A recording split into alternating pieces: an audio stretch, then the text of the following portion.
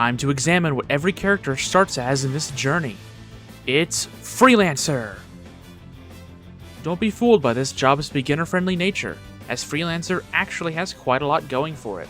Freelancer is a versatile job that primarily focuses on playing support, analyzing enemy weaknesses, and applying buffs that can benefit any job in the game. But before we dive deeper into what exactly a Freelancer can do, I want to take a moment to explain what jobs are and how jobs function in Bravely Default.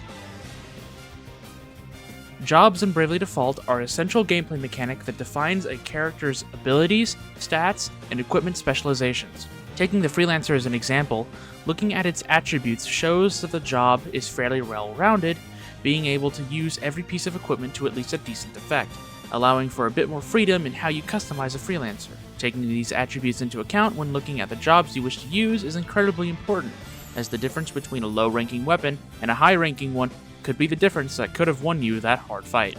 Jobs also determine the stats of your character, so keep that in mind when choosing equipment and support skills in order to make sure that you are getting the most out of your job and its skills. As soon as you level up, each new level will unlock something new, whether it is a new skill that can be used in combat or a support skill that can affect the character using it directly or how they interact with the world around them.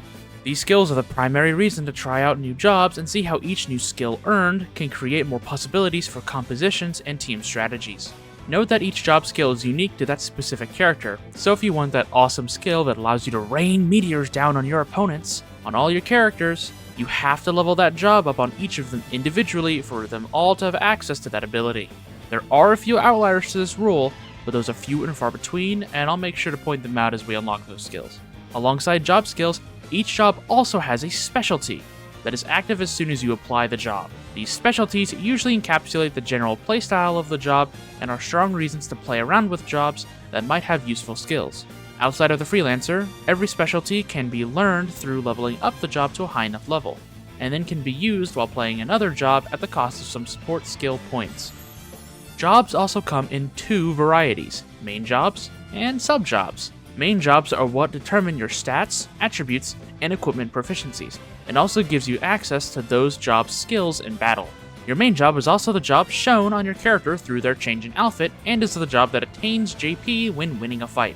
Sub-jobs are jobs that you can equip alongside your main job in order to use its combat skills. Sub-jobs are useful because they create multiple new avenues for strategies and team combinations, but keep in mind that sub-jobs do not gain JP after battles, and you will need to keep your sub-jobs leveled in order to use their more powerful skills, so swapping your jobs around is never a bad idea. Your main job specialty is the only one that is active, and your sub-job specialty will not apply without using it as a regular skill. There are 24 total jobs in this game, so the sky's the limit on your creativity. Don't be afraid to try new things. Who knows? Maybe you'll find a favorite job you never gave a second glance. So I just said job like 400 times, and I've barely talked about Freelancer. So let's go ahead and do that. Disclaimer before we continue with this guide.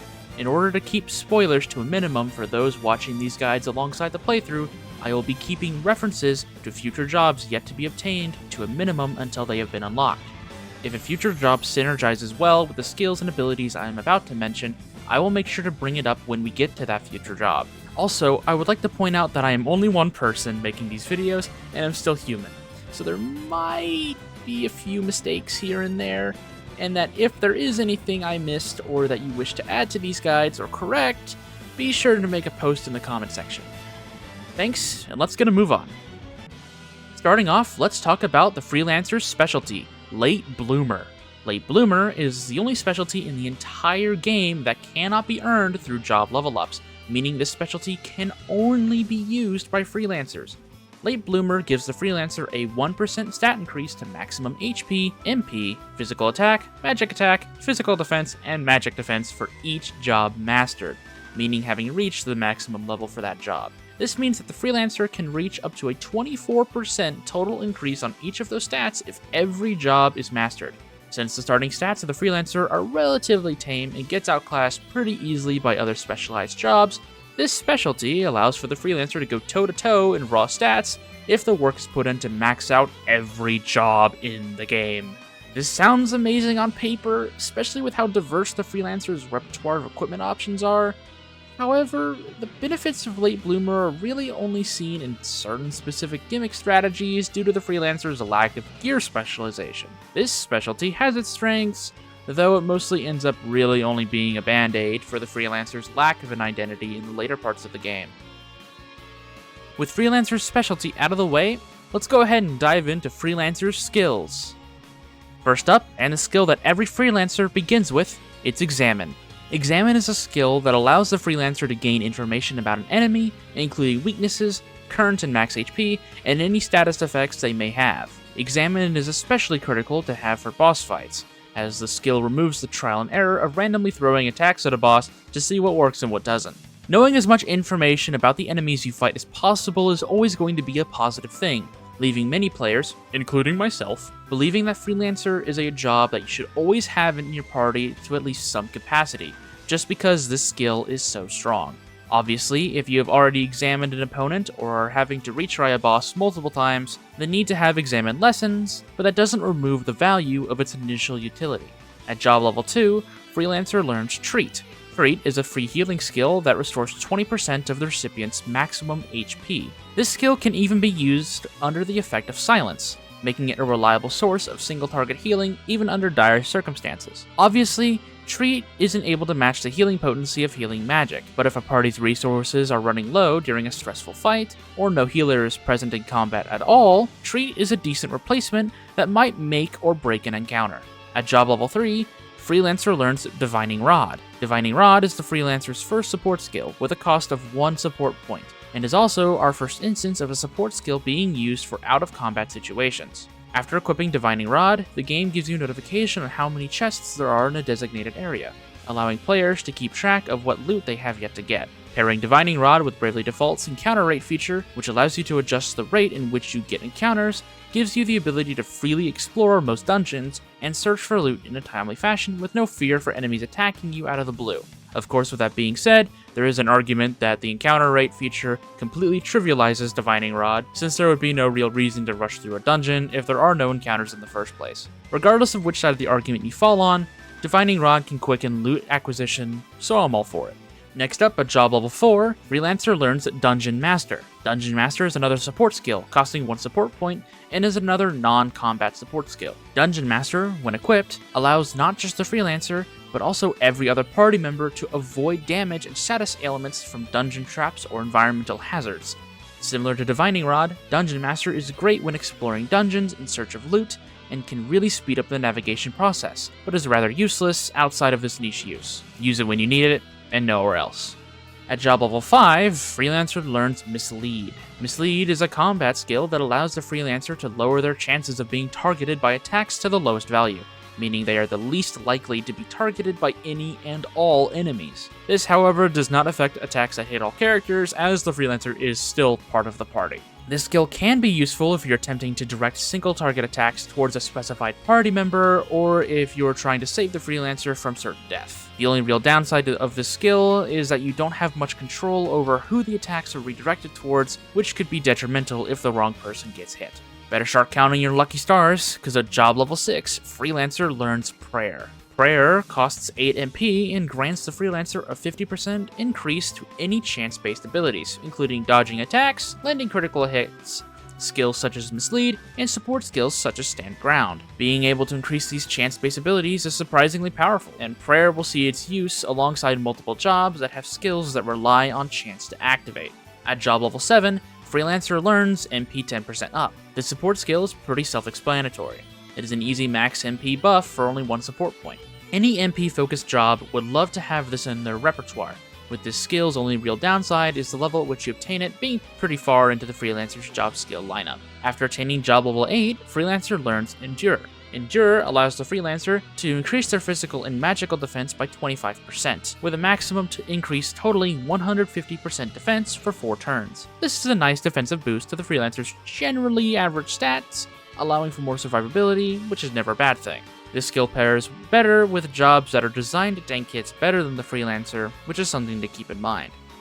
After obtaining job level 9, Freelancer learns Poison Immunity. This sub-skill gives the Freelancer poison immunity inside of combat and costs 1 support point. Note that this does not work similar to Dungeon Master, and the Freelancer can still be poisoned by overworld traps, but then will be cured of their poison once combat begins. If I'm being honest, this support skill is not too useful, as certain accessories can provide the immunity and won't waste a support skill slot, which is more important than an accessory. If poison is troubling you, then this skill might be your savior, but otherwise, you can put your support skills to better use. At job level 10, Freelancer learns JP Up. This support skill is worth its 1 support point, as it increases JP for every party member by 20%, making the grind for master jobs much quicker than it normally would be. This is essential for any level grinding session, but can even be useful to run during boss fights, as bosses normally drop a considerable amount of EXP and JP. Time to stretch your legs, because at job level 11, Freelancer learns Flee. This combat skill allows the Freelancer to flee from any fight with a 100% chance of succeeding. This, of course, does not apply if you are unable to flee in the first place, making the skill useless in forced encounters and boss fights. Regardless of that weakness, this skill still has its uses, especially if a random encounter didn't play out how you wanted and you need a quick escape. At job level 12, Freelancer learns Lure Enemy. For 1 support slot, enemy encounters are doubled, making this a powerful tool for level grinding, especially when paired with the encounter rate function the game already has available to the player. Pair this skill with JP Up and you have a powerful grinding tool. Though note, this skill does not stack with skills or items that have similar effects.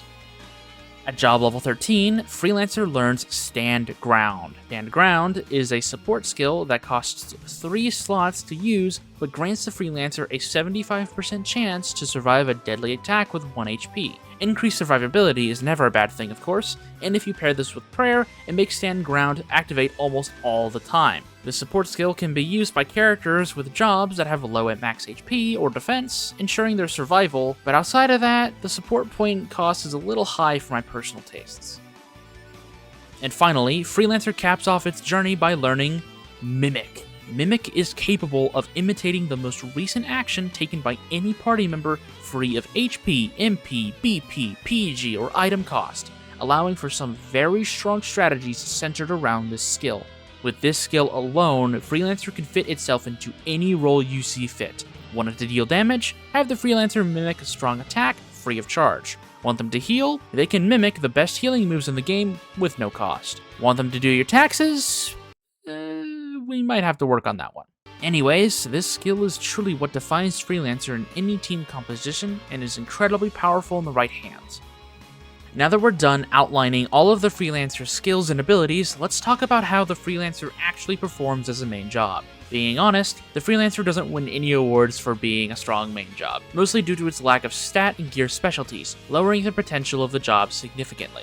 If you plan on running a Freelancer as a main job, multiple support slots would need to be filled just to compensate for its stat shortcomings. However, this does not mean there aren't ways to have a well-performing Freelancer as a main job, especially due to the interesting array of skills it offers. If you want the Freelancer to be a main job, you could look into making them a jack-of-all-trades mimic of sorts, suiting them to respond to any situation at least somewhat decently. Suggestions I can make for sub-jobs for the Freelancer would be something that is chance or item-focused, and that doesn't rely too much on damage or healing to be helpful in combat.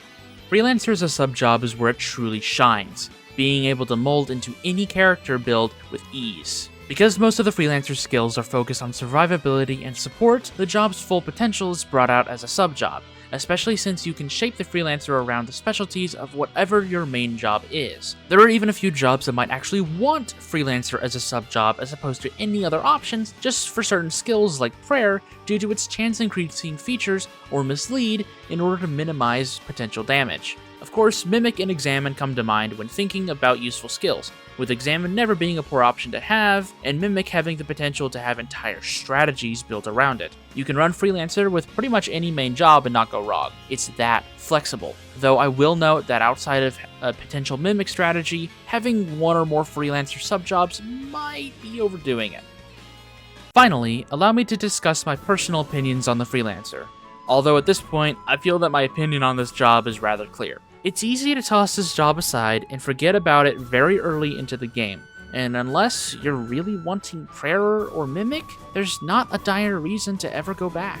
But on the bright side, If you put in the effort to level the job up to max on even one character, you are granted beneficial grinding tools like JP Up and the awesome Mimic skill. As stated before, the Freelancer truly shines as a sub-job, and it takes that role in strides. Even being a sub-job, I almost always recommend having at least some representation on your team due to its jack-of-all-trades nature and super useful examine skill that is unlocked at level 1.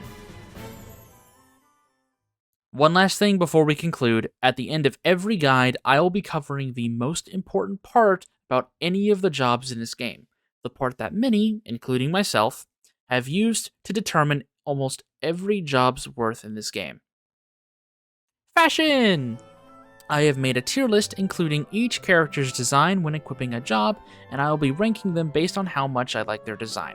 Starting with Tiz. His Freelancer design is quite simple, but I enjoy the very plain shepherd look he has going. Tiz's hair being of similar color to his attire does sort of help sell the ordinary boy aesthetic pretty well, being all in gray and white.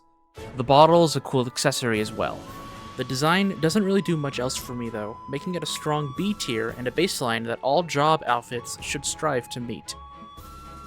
Next up is Agnes. Similar to Tiz, I enjoy the plain aesthetic she has going in this outfit, with the floofy dress being pretty cute. The star of the show, in my opinion though, is the puffball boots, being such an interesting choice for a girl like Agnes.